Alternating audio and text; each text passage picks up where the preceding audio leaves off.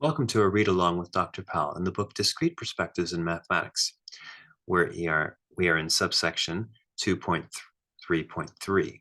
We just discussed a definition of what proof is and making implication arrows. We're just trying to discover enough of a power set type structure with implications in order to force something that we want to be true. Um, and in this video, we'll be discussing and looking at the reading that discusses how to do that in different ways. But before that, we'll just make a couple notes in this subsection, which is short. It just goes to right there. It's just kind of a side almost.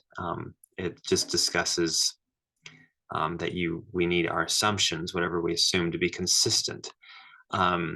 And usually you don't have to worry about that. The assumptions that you can make are things that you've been taught or things that are taught to be true or that you should assume.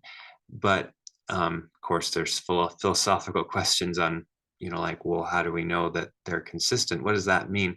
That means that you don't have any contradictions between the assumptions. Like if you assume one assumption to be true and another one to be true, that doesn't create something to be both true and false at the same time.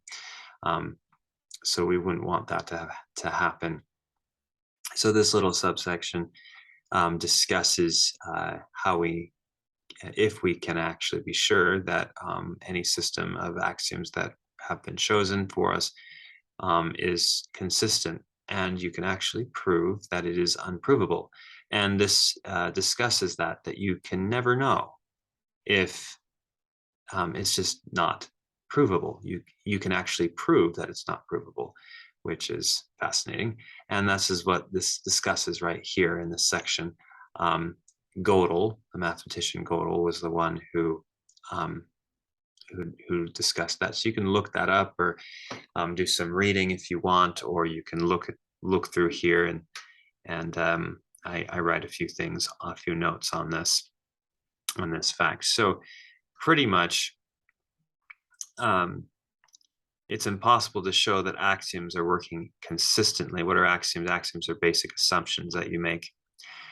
So, I mean, you always need something on the outside of the system that you're working to verify that the system that you're working in is true. But you can never. But then that system has to be verified, and then that system has to be verified, and so forth.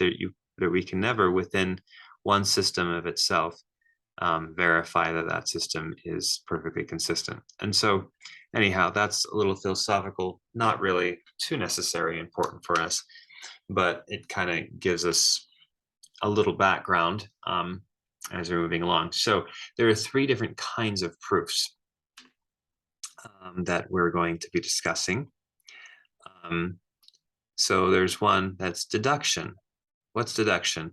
That means that so we take our assumptions and we emerge our assumptions to true or to one in our power set structure.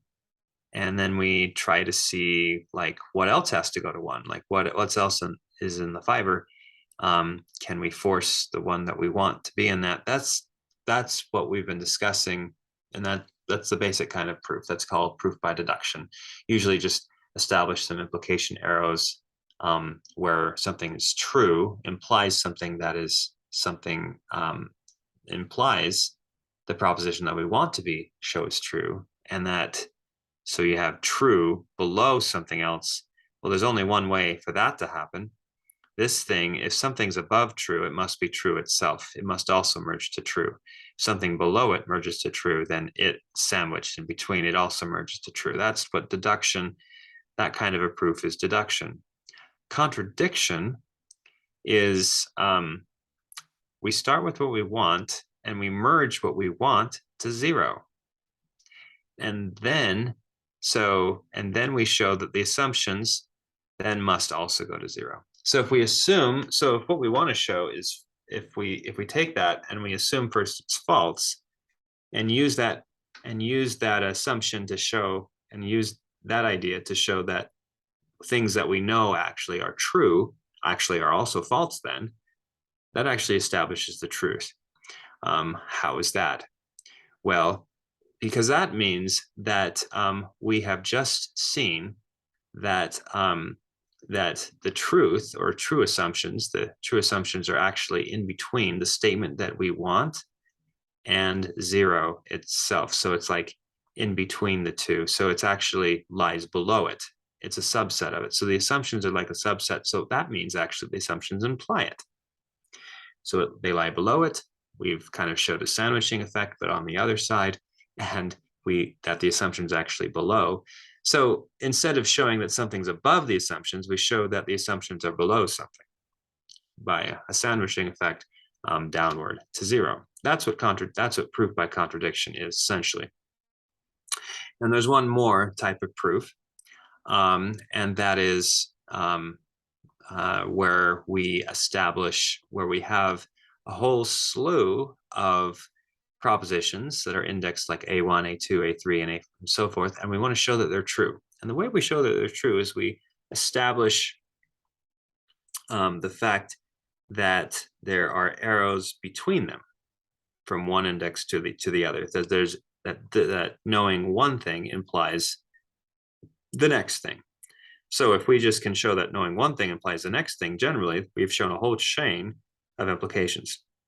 Then the only natural thing to do is to show that the first guy is true. Because if the first guy is true, that forces everything down the line to also be true. So you get it all at once. So if you want to prove a lot of things at once to be true, all you got to do is prove that there's arrows that connect them all, and then show that the first guy at the bottom is true. Because that'll make all the rest of them true. That's still just two things to prove.